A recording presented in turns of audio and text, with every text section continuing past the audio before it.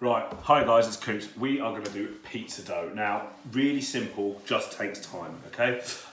Basic ingredients, flour, warm water with yeast and sugar. I'll talk you through that in a second. And then the most crucial part of this is kneading it and proving the dough, okay? Other than that, you're golden. So, what I've got here in my bowl, I'm going to put in 800, and this is going to make 4 pizza bases, by the way, so adjust accordingly, okay? 875 grams of, I'm using plain flour, and if I'm completely honest, you should use 00 flour. It's just the way it's milled. I think in America they use all-purpose flour. That is because it's a bit stronger, but for flavour, stand by, 860 and 875. Like 875 grams of flour, and we're going to make a little well in there. I know you all know how to make that. Just put your fingers in there and stir, and you'll make a little well. Okay, put that to one side. Here's the important part. Here's the bit where the magic happens, shall we say. In a jug, warm water. Now, when I say warm, I don't mean it's going to hurt you. When you touch it, it should just feel like nothing. It shouldn't feel cold, shouldn't feel hot. Warm water. If you want to get pedantic about it, it's 40 degrees. Okay, 40 degrees Celsius. Into that, we're going to add 2 teaspoons of yeast. Okay, give that a little stir, a little whisk. And then we're going to add a teaspoon of sugar. Now you can use honey if you don't want refined sugar. You can use maple syrup. It's just something for the yeast to feed on. Now it will start becoming alive. Stir them together.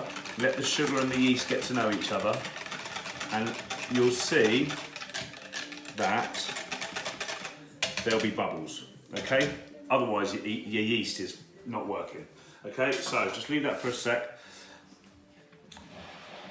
and see how we do. Right, back to the flour. Just leave that on the side. Yeah, I can already see there's bubbles coming up. The yeast is becoming alive. That's good stuff.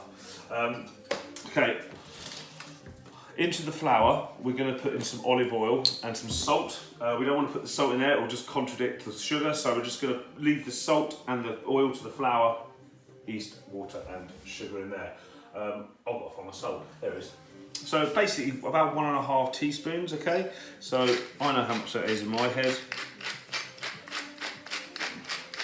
1.5, I'll put the recipe on the video below. And the reason we're doing this before a Friday night fakeaway is so you guys have got time to prep it. Otherwise, we won't be able to do it all in 1 hour at 6 o'clock, okay? We're gonna stir that salt in. And then we're going to pour in our little yeast concoction. I don't know if you can see that very well, but there are bubbles in there. The yeast and the sugar have had its moment. They've met. They're getting on all right. And we're just going to mix that into the flour. You can use a spoon. In fact, I'll start off with a spoon, but eventually you're going to have to get your hands dirty. That's it. Just fold it in.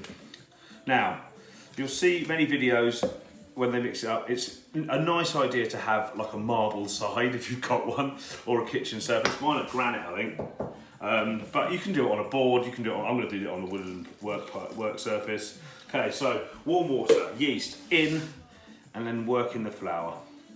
And like I said, the important part of this is the kneading and the proving. That's what takes the time. Okay, so with that in mind, I will time lapse me doing 10 minutes of kneading. And please, we don't do this enough as, well, I don't think we do anyway, especially when I've worked in kitchens. Kneading is a very important process. It gets the air in, gets everything working together, and you'll get a lovely smooth dough. So you've got to set a stopwatch, put on a couple of songs, or 3 songs at 5 minutes, and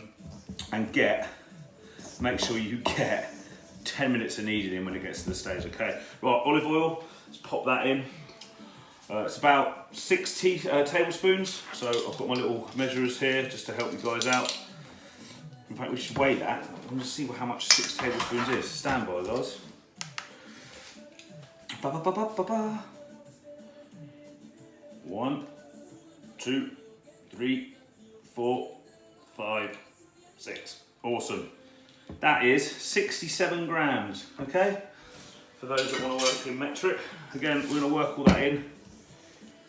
Olive oil comes in a bit later on as well. When it comes to proving, we're going to put it in this bowl, but I'm going to grease the bowl so it doesn't stick, and the top of the dough.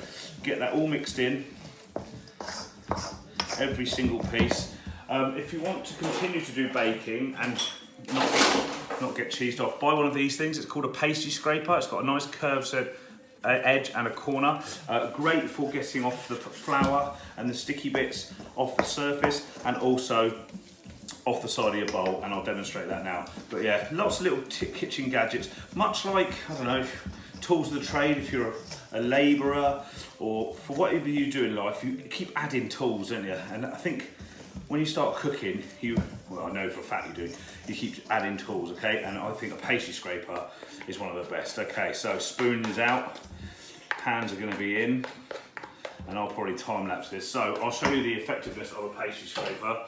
You've got little bits of flour and all the rest of it still stuck, and it just gets really close to it, and you can get all those bits to flour. It's like an extension of your hand. In fact, I could probably need it here, but I'm not. I'm going to show you what it's all about. Let's get me flour. My dad's going to kill me. He said, in your videos, do you have to move around so much? And it's only because I keep forgetting that I haven't got stuff. So, dust your side with flour. Get your dough out onto the board. See that? I mean, that was 5 minutes, and you've got yourself pizza dough. All you need now is time, okay? You need to knead this. What I like to do is just bring it in. If it feels a little bit loose, add a bit more flour, okay? And what I do is stretch it out and bring it back in. Stretch it out and bring it back in. And it's quite sticky at the moment, so I'm gonna add a bit more flour. Okay, so push it out with the palm of your hand, the ball of your hand, and then bring it back in, okay? And you've got to do this for 10 minutes. Okay, just push it out, bring it in, push it out, bring it in. If it's sticky, just add a bit more flour. It'll come.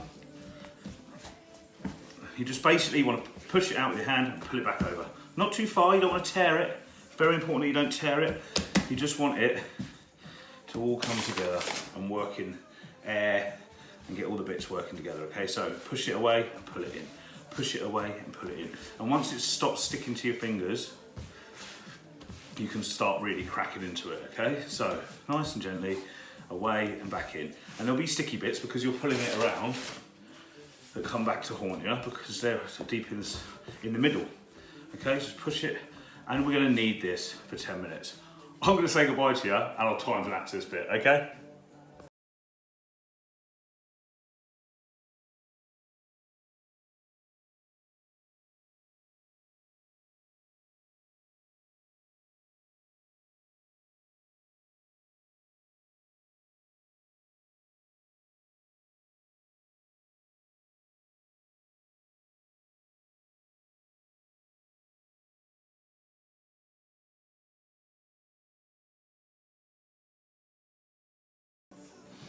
Okay, so we've kneaded it for about 10 minutes. You've got that lovely balloon, just mould it around. You've got a lovely ball of dough. Take your bowl, bit of olive oil, and just make sure that's in the bowl, greasing the sides. The last thing you want to do is have to face this, and we're gonna let it prove. Now, many ways of doing this. Well, I say many. So peel that off, use our pastry scraper if it's stuck a little bit. Obviously, like I said, granite, a lot better for you, but I just want to do wood in front of the camera. And we've got our lovely round balloon. Yeah, okay. We're just going to put a bit more olive oil on top. Now you can use cling film, you can use a damp cloth. I use cling film, I haven't got any cling film, it's at the shops. So I'm going to just use a damp cloth over the top of this.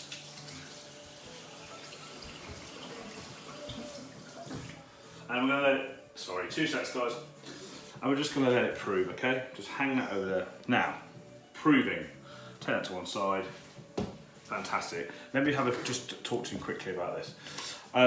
It's important. You need at least an hour.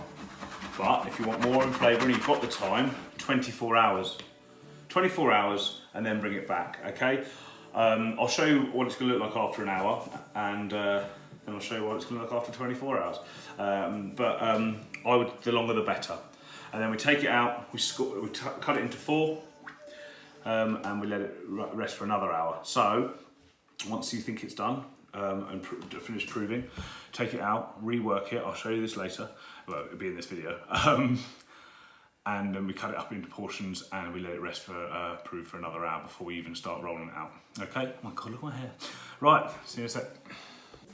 Right, okay, so my dough's been proving for an hour. Now I've started with a damp cloth, okay, tea towel, and I moved to cling film. Reason being is, that's after an hour, and this was about this big, and now it's this big, okay? So that's after an hour.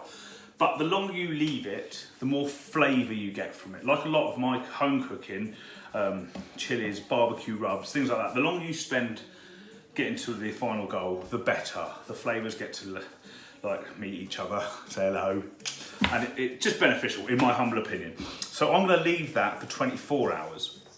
But I want you to remember, if you will, how big that is. That's the first step of the dough. That's all you need to do before Friday's Friday night fake away. It's now the 3rd of June 2020, and we'll be doing that on the 5th. So get your dough ingredients, knock up some dough, either the morning of the Friday, Thursday, the day before.